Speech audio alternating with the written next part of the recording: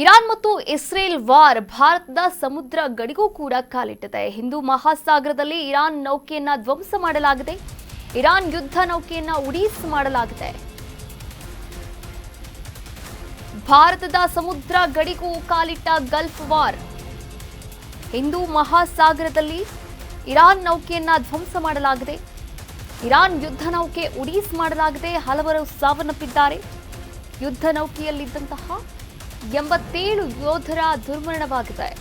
IRIS ಹಾಗೂ DENE ನೌಕೆಯಲ್ಲಿ ಸುಮಾರು 180 ಯೋಧರಿದ್ದಂತಹ ಮಾಹಿತಿ ಕೂಡ ಲಭ್ಯವಾಗಿರುವಂಥದ್ದು. ಈವರೆಗೂ 87 ಯೋಧರ ಶವ ಪತ್ತೆಯಾಗಿದೆ. ಹಲವರು ನಾಪತ್ತೆಯಾಗಿದ್ದಾರೆ.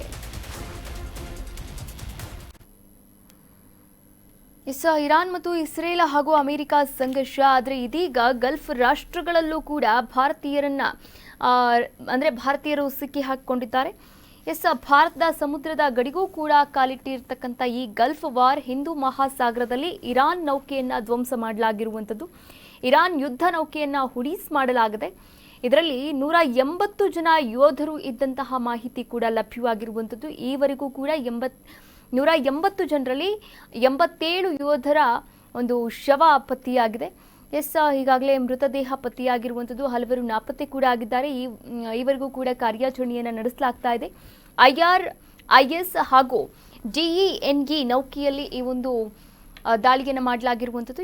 ದಾಳಿಯಲ್ಲಿ 87 ಯೋಧರು ದುರ್ಮರಣ ಹೊಂದಿದ್ದಾರೆ ಎನ್ನುವಂತಹ ಮಾಹಿತಿ ಲಭ್ಯವಾಗಿರುವಂಥದ್ದು. ಇರಾನ್, ಇಸ್ರೇಲ್, ಅಮೆರಿಕದ ನಡುವೆ ದಾಳಿ ಮತ್ತು ಪ್ರತಿದಾಳಿ ಮುಂದುವರಿತಾ ಇರುವಂಥದ್ದು. ಹೀಗಾಗಿ ಮಧ್ಯಪ್ರಾಚ್ಯದಲ್ಲಿ ಉದ್ವಿಗ್ನತೆ ಹೆಚ್ಚಾಗಿರೋದ್ರಿಂದ ಭಾರತದಿಂದ ಕೂಡ ವಿಮಾನ ಸಂಚಾರವನ್ನು ರದ್ದು ಮಾಡಲಾಗಿದೆ. ಇದು ಒಂದು ಕಡೆಯಾದರೆ, ಇನ್ನೊಂದು ಕಡೆ ಅಂತಹ ಪ್ರದೇಶಗಳಲ್ಲಿ ಭಾರತೀಯರು ಸಿಕ್ಕಾಕೊಂಡಿದ್ದಾರೆ. ಅವರನ್ನು ಕೂಡ ಕರೆತರುವಂತಹ ಕೆಲಸವನ್ನು ನಾವು ಇನ್ನೊಂದು ಕಡೆ ಮಾಡ್ತಾ ಇರುವಂಥದ್ದು. ಒಟ್ಟಾರೆಯಾಗಿ 2ನೇ ವಿಶ್ವ ಯುದ್ಧದ ಬಳಿಕ ಟಾರ್ಪಿಡೋವನ್ನು ಕೂಡ ಬಳಕೆ ಮಾಡಲಾಗ್ತಾ ಇದೆ. ಟಾರ್ಪಿಡೋ ಬಳಸಿ ಇರಾನ್ ಯುದ್ಧ ನೌಕೆಯನ್ನ ಧ್ವಂಸ ಮಾಡಲಾಗಿದೆ. ಇರಾನ್ ಯುದ್ಧ ನೌಕೆ ಧ್ವಂಸಗೊಳಿಸಿದಂತಹ ಅಮೆರಿಕ ಭಾರತದಿಂದ ತೆರಳುತ್ತಿದ್ದಂತಹ ವೇಳೆ ನೌಕೆ ಮೇಲೆ ಅಟ್ಯಾಕ್ ಮಾಡಲಾಗಿದೆ. ನೌಕೆ ಮೇಲೆ ದಾಳಿಯನ್ನ ನಡೆಸಿದ್ದು ನಾವೇ ಅಂತ ಅಮೆರಿಕ ಒಪ್ಪಿಕೊಂಡಿದೆ. ಈ ಬಗ್ಗೆ ಮಾಹಿತಿಯನ್ನ ಕೂಡ ನೀಡಿರುವಂಥದ್ದು. 2ನೇ ವಿಶ್ವ ಯುದ್ಧದಲ್ಲಿ ಟಾರ್ಪಿಡೋವನ್ನ ಬಳಕೆ ಮಾಡಲಾಗಿತ್ತು. ಟಾರ್ಪಿಡೋವನ್ನ ಬಳಕೆ ಮಾಡೋದಾದ್ರೂ ಯಾಕೆ ಅಂತಂದ್ರೆ ಇಂತಹ ಯುದ್ಧ ನೌಕೆಗಳನ್ನ ಧ್ವಂಸ ಮಾಡೋದಕ್ಕೆ. 2ನೇ ವಿಶ್ವ ಯುದ್ಧದ ಬಳಿಕ ಇದೀಗ 2026ರಲ್ಲಿ ಇರಾನ್, ಇಸ್ರೇಲ್ ಮತ್ತು ಅಮೆರಿಕ ನಡುವೆ ಏನು ಸಂಘರ್ಷ ನಡೀತಾ ಇದೆ, ಈ ಸಂಘರ್ಷದ ಸಂದರ್ಭದಲ್ಲಿ ಈ ಟಾರ್ಪಿಡೋವನ್ನ ಮತ್ತೆ ಬಳಕೆ ಮಾಡಲಾಗಿರುವಂಥದ್ದು. ಭಾರತದಿಂದ ತೆರಳ್ತಾ ಇದ್ದಂತಹ ಇರಾನ್ ನೌಕೆಯನ್ನ ಅಮೆರಿಕ ಸೇನೆ ಧ್ವಂಸಗೊಳಿಸಿದೆ. ಈ ಒಂದು ದಾಳಿಯಲ್ಲಿ ಯುದ್ಧ ನೌಕೆಯಲ್ಲಿ ಇದ್ದಂತಹ 180 ಜನರು ಯೋಧರಿದ್ರು. ಆ ಯೋಧರಲ್ಲಿ 87 ಯೋಧರು ಮೃತಪಟ್ಟಿದ್ದಾರೆ. ಹಾಗೆ ಇನ್ನುಳಿದವರು ನಾಪತ್ತೆಯಾಗಿದ್ದಾರೆ. ಹೀಗೆ ನೌಕೆಯ ಮೇಲೆ ದಾಳಿ ಮಾಡಿದ್ದು ನಾವೇ ಅಂತ ಅಮೆರಿಕ ಈ ಬಗ್ಗೆ ಮಾಹಿತಿಯನ್ನ ಕೂಡ ನೀಡಿರುವಂಥದ್ದು.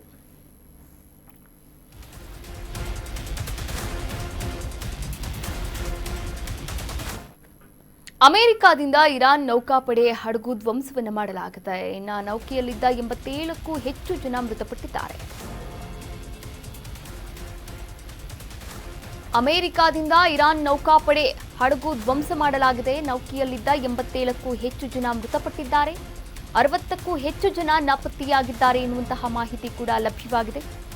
ಕೇವಲ ಭಾರತದಿಂದ 300 ಕಿಲೋಮೀಟರ್ ದೂರದಲ್ಲಿದ್ದಾಗಲೇ ಈ ದಾಳಿಯನ್ನು ಮಾಡಲಾಗಿರುವಂಥದ್ದು. ಶ್ರೀಲಂಕಾ ಕರಾವಳಿ ವ್ಯಾಪ್ತಿಯಲ್ಲಿ ಚಲಿಸ್ತಾ ಇದ್ದಂತಹ ನೌಕೆಯನ್ನ ಧ್ವಂಸ ಮಾಡಲಾಗಿದೆ. ಭಾರತ ನೌಕಾಪಡೆಯ ಜೊತೆ ಸಮರಾಭ್ಯಾಸ ಭಾಗಿಯಾಗಿದ್ದಂತಹ ಇರಾನ್ ಫೆಬ್ರವರಿ 18ರಿಂದ ಫೆಬ್ರವರಿ 25ರವರೆಗೆ ವಿಶಾಖಪಟ್ಟಣದಲ್ಲಿ ಸಮರಾಭ್ಯಾಸ ಇತ್ತು. ಈ ಸಮರಾಭ್ಯಾಸದಲ್ಲಿ ಇರಾನ್ ಪಡೆ ಕೂಡ ಭಾಗಿಯಾಗಿತ್ತು. ಅಮೆರಿಕದಿಂದ ಇರಾನ್ ನೌಕಾಪಡೆ ಹಡಗು ಧ್ವಂಸ ಮಾಡಲಾಗಿದೆ. ಈ ಕುರಿತಂತೆ ಅಮೆರಿಕ ಈಗಾಗಲೇ ಮಾಹಿತಿಯನ್ನ ಬಹಿರಂಗಪಡಿಸಿರುವಂಥದ್ದು. ಈ ನೌಕೆಯಲ್ಲಿದ್ದಂತಹ ಇರಾನ್ನ ಯೋಧರು 87ಕ್ಕೂ ಹೆಚ್ಚು ಜನ ಮೃತಪಟ್ಟಿದ್ದಾರೆ ಹಾಗೂ 60ಕ್ಕೂ ಹೆಚ್ಚು ಜನ ನಾಪತ್ತೆಯಾಗಿರುವುದಾಗಿ ಮಾಹಿತಿಯನ್ನ ಕೂಡ ನೀಡಿದೆ ಅಮೆರಿಕ. ನೋಡಿ, ಈ ಒಂದು ದಾಳಿ ಹೇಗಾಗಿದೆ ಅಂತಂದ್ರೆ ಭಾರತದಿಂದ ಕೇವಲ 300 ಕಿಲೋಮೀಟರ್ ಅಂತರದಲ್ಲಿ ಈ ಒಂದು ದಾಳಿಯನ್ನ ನಡೆಸಲಾಗಿರುವಂಥದ್ದು. ಹಾಗೆ ಶ್ರೀಲಂಕಾ ಕರಾವಳಿ ವ್ಯಾಪ್ತಿಯಲ್ಲಿ ಚಲಿಸ್ತಾ ಇತ್ತು ಈ ಇರಾನ್ ನೌಕೆ. ಭಾರತ ನೌಕಾಪಡೆಯ ಜೊತೆ ಸಮರಾಭ್ಯಾಸದಲ್ಲಿ ಕೂಡ ಭಾಗಿಯಾಗಿತ್ತು.